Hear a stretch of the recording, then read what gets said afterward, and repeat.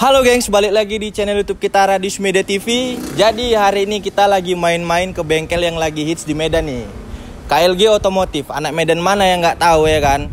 Nah, jadi yang buat booming bengkel ini tuh unit Honda Genio-nya ya kan. Ini langsung kalian tengok aja di sini. Jadi daripada penasaran apa aja yang dimodifikasi dan apa aja yang udah didapat penghargaan lah gitu ya kan dari mobil ini. Jadi langsung aja kita gaskan.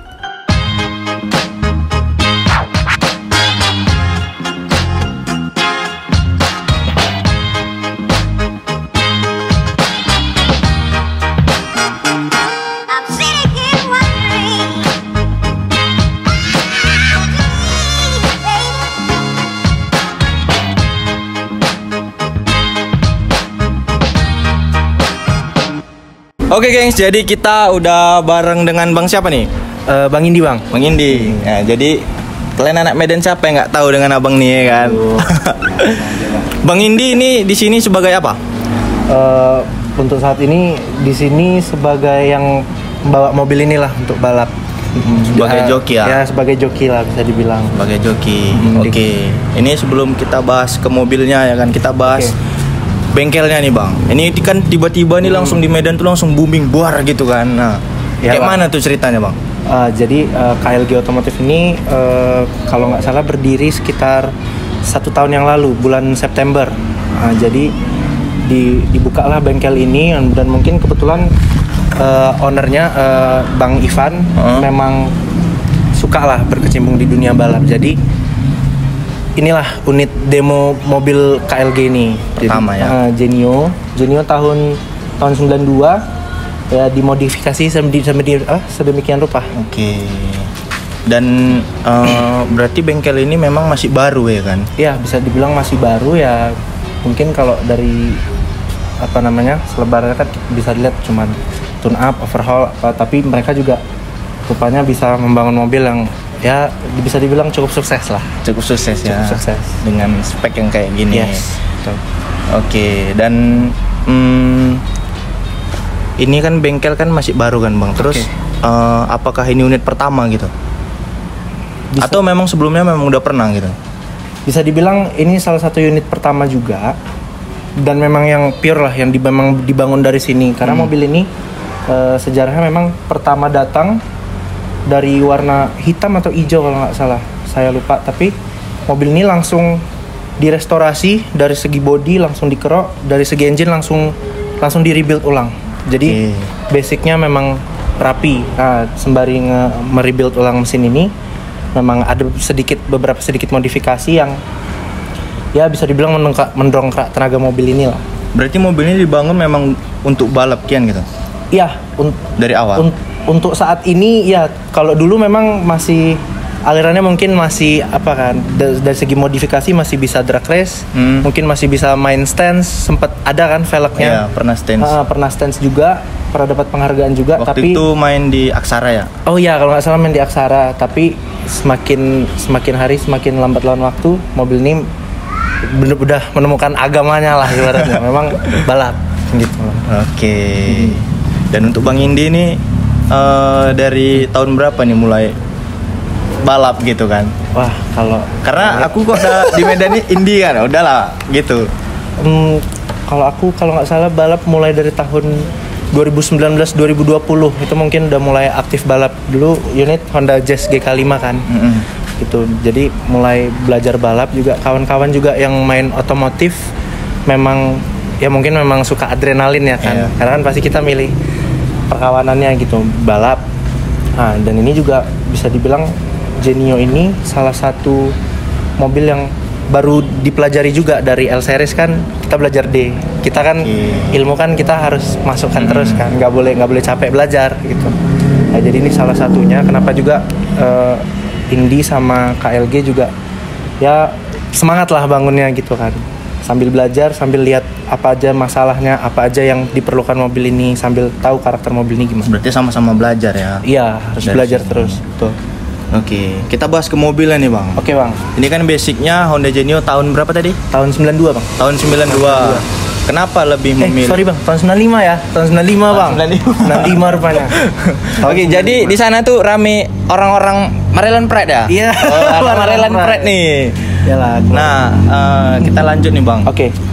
Tahun 9 berapa? 95. 95. Genio tahun 95. Kenapa lebih memilih Honda Genio ini bang? Kalau bisa dibilang sih Kan banyak tuh sekarang kan L series ya kan. betul. Yes, L series kan? yang kelas-kelas neraka itu. Cuman memang D series ini ada gimana bilangnya? Ada keistimewaannya tersendiri bang. Dan di Medan ini juga D series ini kalau di kalangan car enthusiast kan bang. Kalau bangun D series tuh, paten lah gitu ibaratnya. Ya dari karakter suaranya. Terus juga, dan ini kita pakai body Genio kan bang, 4 pintu. Jadi kalau kita bisa mengeluarkan time yang cukup wah dengan body yang ini, dengan mesin yang 1600 ini yang non VTEC, nah jadi ada kebanggaan tersendiri di berbagai car enthusiast. Oke. Gitu. Jadi walaupun kata orang bodinya berat tuh nggak ini ya kan? Iya, jadi memang kami tetap mengusahakan cemana pakai body Genio ini juga bisa fantastis. Memang mungkin bukan time targetnya, tapi bisa lah bersaing gitu kan. Karena sebenarnya ini hampir dikasih body Nova bang. Oh iya. Hampir. Tapi pada akhirnya Bang Ivannya bertahan dengan Genio ini dan sampai sekarang. Kenapa nggak jadi gitu bang? Kalau nggak jadi, balik lagi ke tadi, ada karakter orang keistimewaan sendiri bang. Kalau bangun 4 pintu tuh, gitu 4 pintu kenceng kan nggak biasa kan bang. Kalau kayak Jazz atau Brio itu kan memang bodinya udah kecil kian. Tapi kalau body yang sebesar ini kan perlu kaki-kaki yang dimanjakan bang. Jadi disitulah tantangannya. Jadi kaki-kakinya kita rapiin semua. Sebagaimana mobil ini juga punya tenaga dan torsi yang sangat-sangat besar. Jadi memang kaki-kakinya harus diperhatiin. Oke. Nah, untuk di Honda Genio ini yang dimodifikasi di mesin tuh apa aja sih, Bang? Ini boleh lah kita kan? Boleh kita bongkar ya ini. Enggak apa-apa. Ini ownernya Bang boleh kan, Bang? Boleh. Kalau spek emang nggak ditutup-tutup. Jadi kalau dari luar aja udah bisa kita lihat ya intake-nya langsung. Intake-nya ini pipa 3 inci langsung ke throttle body standar Genio. Intake juga standar Genio, cam standar. Untuk pair clap-nya kita pakai Supertech, sama pistonnya kita custom piston oversize 200. Oke. Tuh, cuman itu only. Terus bisa dilihat nih triply, radiator triply. Lagi bangku mesin untuk rigiditasnya kan bangku mesin hard sport, sama pembuangan custom ya. Tapi banyak nih orang-orang bilang nih, itu udah naik cam tuh, ini apa segala macam. Kayak mana apa Bang nih tanggapan Abang?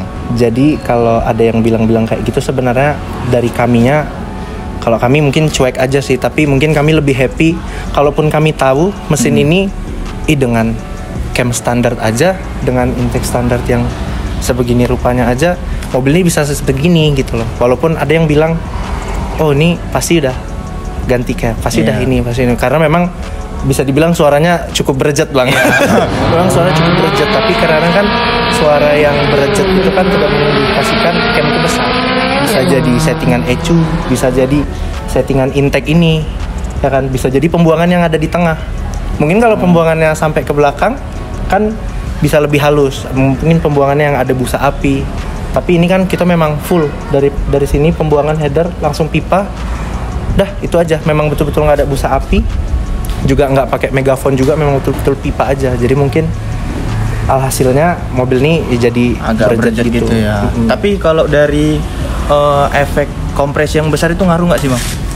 Nah, kalau dari efek kompresi yang besar itu juga bisa jadi ada pengaruh.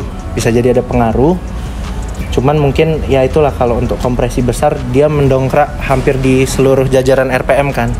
Kalau cam kan bisa jadi kalau dia makin besar kadang mau berubah kurva torsinya yang tadinya di 7,5 rupanya peaknya bisa 8.000 atau di 9.000 atau dan sebagainya gitu kan. Ya, cara membuktikannya mobil ini cam standar atau enggak kan bisa dilihat dari RPM. Ini kami shifting memang di limit cuman 7.500. Setelah itu memang dari input joki-joki juga ya di 7,5 ke atas udah nggak ada tenaganya gitu loh. Nah dari situ bisa dilihat. Kalaupun kita main di cam gear, mundurin atau dimajuin, kan tetap ada batasannya. Derajatnya nggak bisa full harus sampai 9.000 kali, nggak bisa. Memang, dan kebetulan non VTEC ya inilah power bandnya sekian gitu. Oke. Terus apa lagi nih Bang yang diubah di mobil ini? Yang diubah di mobil ini mungkin kalau dari segi deksel, porting polish lah dari mekanik kita Bang Agung kan di KLG, sesuai sama input mesin juga. Selebihnya mungkin kalau untuk eksteriornya, kalau eksterior nih bisa kita tengok di sini ada bumper ya. Bumper juga, bumper fiber. Kenapa bentuknya kayak gini kan, kalau runcing kan mungkin potong angin ya kan. Pemecah ya? Iya, pemecah angin. Satu lagi di sini kan ada satu lubang nih khusus untuk radiator. Jadi udara tetap nyuplai ke radiator, tapi selebihnya kita main aerodinamis. Terus yang lain mungkin kaca samping kanan kiri kita udah pakai akrilik 44 tuh? Enggak, depan belakang enggak. Depan jadi aja? Sebelah kanan sama sebelah kiri akrilik. Di depan tetap kaca standar, di belakang tetap kaca standar untuk saat ini. Berarti nanti bakalan pakai akrilik juga? Iya, ada kemungkinan pakai akrilik juga. Akan mungkin di-upgrade lah gitu. Oke, untuk kaki-kaki Bang? Kalau untuk kaki-kaki sejauh ini kita masih pakai custom coilover, di belakang full stopper. Jadi mobil habis didongkrak, dituruni, dah mati. Berarti udah nggak ada space untuk main lagi ya? Iya, dan kenapa custom coilover? Paling tidak lebih dari standar. Nah itu jadi budget build-nya di situ. Lebih dari standar, yang penting lebih rigid dari standar. Terus bisa dilihat dari belakang juga kita pakai skinny wheels lebar 3,5 dari Weld. Sama ini kita pakai velg BBS RS replika lebar 8 ET20. Sama kami pakai ban Advan A050 225/50 ring 15. Oke, jadi looknya sangar gitu ya. Depannya bannya tebal gitu, belakangnya kecil. Iya, ini bisa dibilang bahan riset juga karena mobil ini torsi bawahnya super besar. Even pun untuk setelan yang sekarang, untuk spek yang sekarang, kami start 2000 kemarin pakai Acelera 205/50 yang Trator 100 itu pun udah kewalahan gitu. Cuman memang syukurnya mobil ini tetap sesuai target dengan bannya, dari draginya juga, dan memang kemarin kami bisa cetak waktu 9,5 detik 9,5 detik. Oke, ini gokil kali nih ya kan. Sekarang nih rata-rata D-series kayak gini tuh berapa sih Bang time-nya? Wah, kalau kita nggak usah nyebut orang lah ya, abang lah yang pernah tahu gitu. Kalau D-series, kalau D-series speknya berbagai ragam kan. Ada yang kalau memang dia rapi mungkin bisa 10.5, 10.3, atau mungkin ECU-nya udah ada bagian tuning mungkin bisa 99, 98 gitu. Tergantung juga dari body, ada yang pakai body Estilo, Nova, Genio, Type Z. Itu juga kan. Nah, tapi kalau misalnya gini lah, gimana tuh? Honda Genio-nya standar gitu, dia cuman ya nggak sampai kayak gini lah dimodifikasi. Gitu. Berapa lah time kira-kira Bang? Menurut Abang nih? Kalau menurut aku sih mungkin range-nya bisa dari 10.5 sampai 11.0, tergantung kaki-kaki. Itu apa aja yang dimodifikasi? Pembuangan udah pasti lah. Pembuangan udah pasti. Terus kalau 10.5 sampai 11.0 mungkin tanpa adanya sentuhan ECU ya, entah remap atau apa segala macam. Tapi kalau kaki-kaki dia bagus, kalau bannya bagus, dan memang ban dan kaki-kaki ini menyanggupi kebutuhan engine, mungkin bisa 10.5 tanpa ada campur tangan perubahan ECU. Oke, berarti di bagian kaki-kaki ini sebenarnya ngaruh kali ya Bang? Sangat penting Bang, karena mobil ini sebenarnya kalau mau ditengok sejarahnya, pertama kali aku jumpa sama mobil ini, nyoba mobil ini juga. Mobil ini kemarin kalau nggak salah time-nya sekitar 10.5, 10.3. Kalau nggak salah best time-nya 10.3. Karena kemarin samping-sampingan sama saya kemarin. Saya main di mobil lain, di sebelahnya Genio biru ini dengan time 10.3. Kan videonya ada, kita samping-sampingan kan.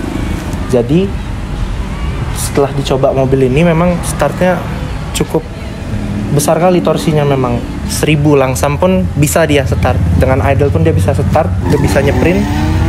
Jadi ini dulu yang diubah, kaki-kaki. Engine memang udah begini dari awal. Tapi karena tenaga itu nggak tersalurkan ke aspal dengan baik.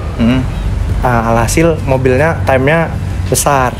Tapi setelah kita riset lagi kan. Setelah kita riset, pakai ini, coba dipakai ini. Dari pembuangan juga kan ada berpengaruh ke kurva torsi. Coba dipendekin aja biar torsi bawahnya agak redam, tapi di atas dia jambak. Gitu. Kurang lebih yang seperti itu. Dan alhasil waktu itu stok body kita Draghi 99 itu spek awal, dan kalau nggak salah masih pakai Pertamax turbo. Yang waktu kalau nggak salah risetnya malam-malam tuh ya? Iya, risetnya malam-malam. Dan itu juga salah satu bagian dari riset kami. Sekarang kami kalau Draghi siang, kami nggak pernah malam lagi. Karena ngikuti event itu acaranya siang. Iya, gitu. dan di sirkuit kami bisa dibilang cukup panas kan di Medan ini kan. Jadi kami gimana coba caranya tuning kita siang, Draghi kita siang, ya balapan toh siang kan. Iya. Kalau udah malam kan nanti berubah sendiri. Kalau udah makin dingin udah pasti lebih enak lah, mungkin lah. Oke. Gitu. Jadi kalau misalnya tuningnya ini siang, mainkan malam nih balap liar nggak bisa? Sebenarnya itu bisa jadi spekulasi. Ya ibaratnya kadang-kadang kalau udara malam itu kan dia lebih dingin.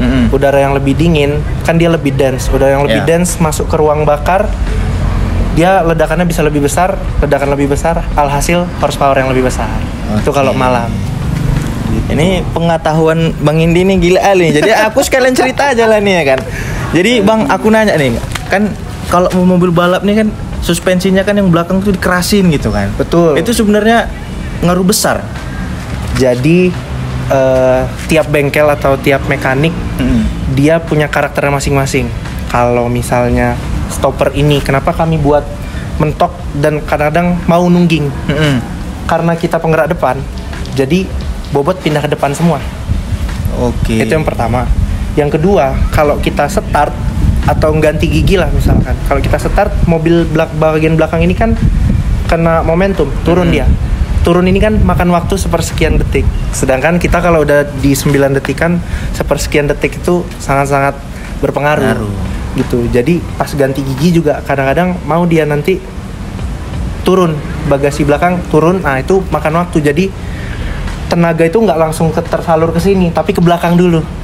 Dia body dulu turun. Jadi kan nggak efektif. Kadang-kadang di drag di luar-luar sana juga ada suspensi yang bisa dibilang cukup mahal.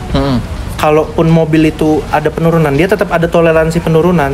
Tapi sembari tenaga itu udah ditransfer ke belakang, nanti dia mau naik sendiri, hidrolik. Jadi memang di luar aja udah kayak gitu kan. Nah, alangkah baiknya kita juga paling tidak mendekati yang sempurna lah gitu ya kan. Oke. Nggak sempurna tapi mendekati kan gitu. Dengan cara ganjel stopper. Dengan ya kan? cara ganjel stopper, dan kan karena kebetulan juga memang mobilnya penggerak depan. Mungkin kalau mobilnya penggerak belakang atau diesel misalnya, mungkin ada beda-beda setup juga kan. Yang saya tahu kadang-kadang jok belakang misalnya kalau Avanza atau misalnya diesel-diesel yang udah kencang itu jok belakangnya jangan dilepas. Ada yang kayak gitu, ada yang mungkin lower bar itu malah bikin nyeprin. Nah, tapi kan mekanik beda-beda.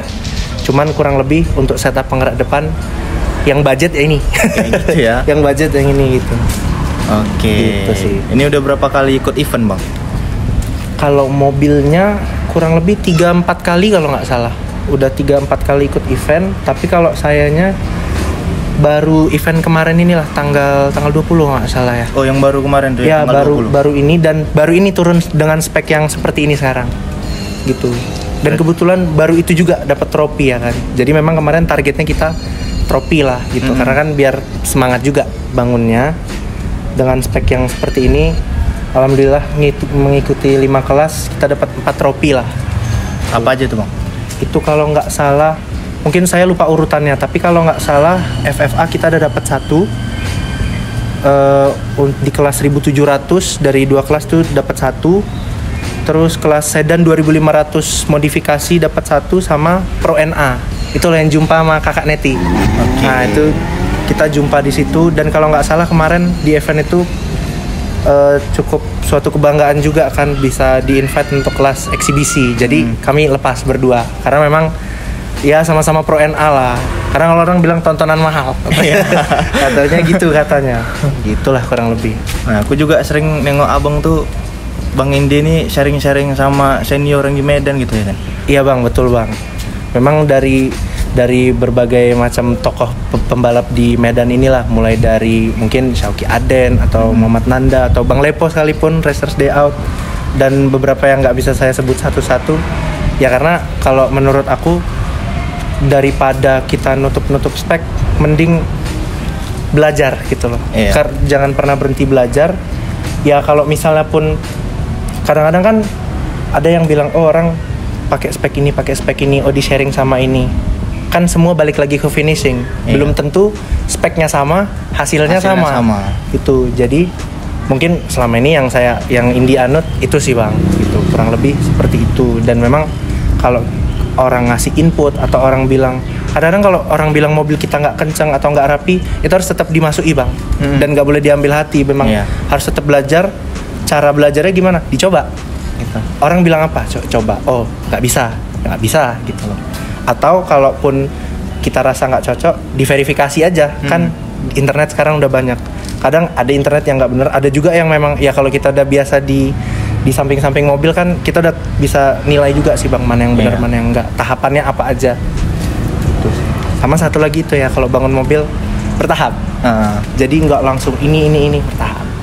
Karena kalaupun langsung misalnya contoh memang adalah nih uangnya kan, kita buat nih Bang, langsung dibuat boom gitu kan, nggak Bang, nggak apa ya, hasilnya kadang nggak sesuai ini ya ekspektasi kita ya kan. Betul. Memang kalau ada juga beberapa modifikasi yang memang bisa dicicil, ada yang memang harus langsung. Itu yang pertama. Yang kedua ya kadang-kadang uang juga tidak menggaranti kecepatan itu tadi kan Bang. Tapi yang penting harus tahu dulu salahnya di mana. Karena menurut Indi, dari pengerjaan mobil yang paling susah itu nyari penyakitnya. Nyari penyakitnya di mana? Bongkar gampang Bang. Iya kan? Nyarinya yang susah. Gitu. Itu sih kurang lebih kayak gitu. Nah, kalau untuk mobil ini sendiri Bang, momen yang terkesan di mobil ini tuh waktu ngebangun tuh waktu apa tuh?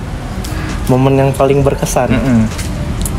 Kalau momen... Nah, setelah momen yang berkesan, momen yang paling buat pening lah. Iya kan? Momen yang paling buat pening, yang pening dulu ya Bang. Kalau yang pening mungkin waktu mau balap lah mungkin ya. Waktu mau balap itu kami ada mendragi ngetes lah, ibaratnya ngetes mobil. Ada satu masalah yang mungkin kami kemarin masih belajar lah mecahannya gimana.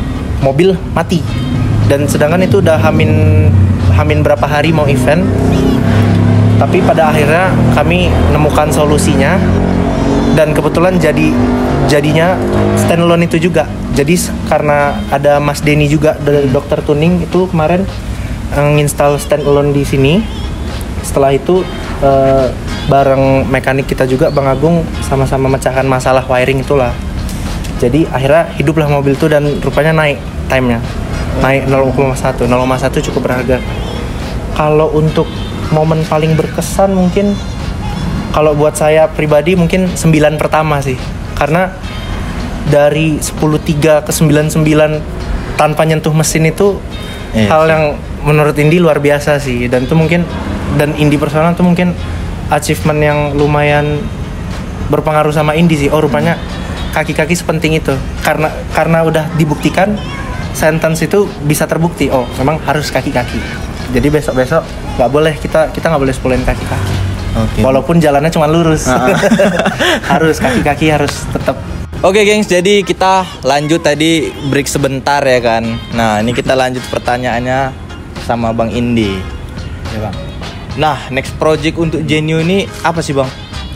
Kalau untuk next project mungkin lebih banyak di kaki-kaki dulu. Kita lagi pesen traction bar. Terus mungkin apalagi ya, mungkin pengurangan bobot lah, mungkin tangki kecil, kacanya bisa kita full akrilikan semua itu. Sama kalau untuk pintu nggak di fiber fiber. Nah kalau untuk pintu kita mau lihat balance-nya dulu. Nanti kalau kita potongnya terlalu cepat, nanti kita malah nggak dapet traksi. Ya berarti kan? Dipertimbangkan lagi ya. Dipertimbangkan lagi. Kenapa kaca duluan ketimbang pintu? Karena kaca bobotnya paling atas. Kan center gravity-nya kan di atas, kita mau kurangin. Jadi bebannya biar kalau ada pun beban dia di bawah semua gitu kan. Jadi mungkin lebih ke tangki, ya bobot dan kaki-kaki. Ya kalau ada budget mungkin bisa upgrade coilover yang benar-benar coilover.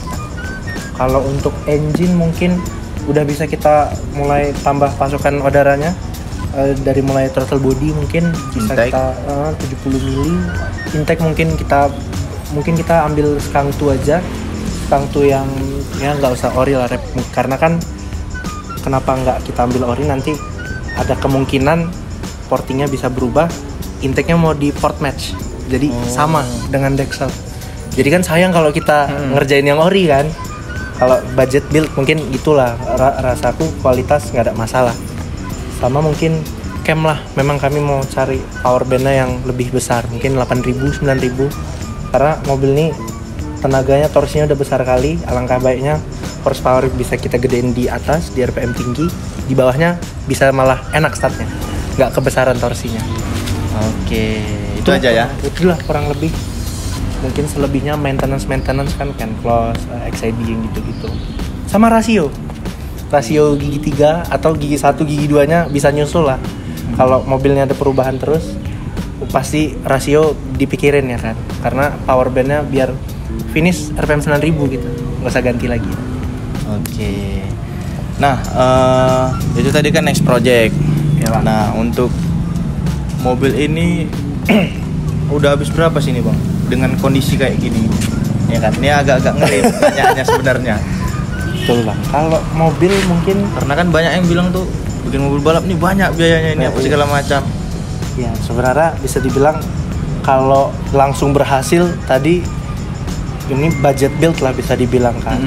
Mungkin kalau berdasarkan ownernya sekitar hampir 50, mungkin nggak sampai 50, tapi sama sekolah-sekolah dan belajarnya mungkin sampai ya kan Bang. Jadi kurang lebih 50 juta lah untuk ngebangun engine tok. Engine aja. Engine tok. Itu lain yang lain ya kan. Kurang lebih itu sih.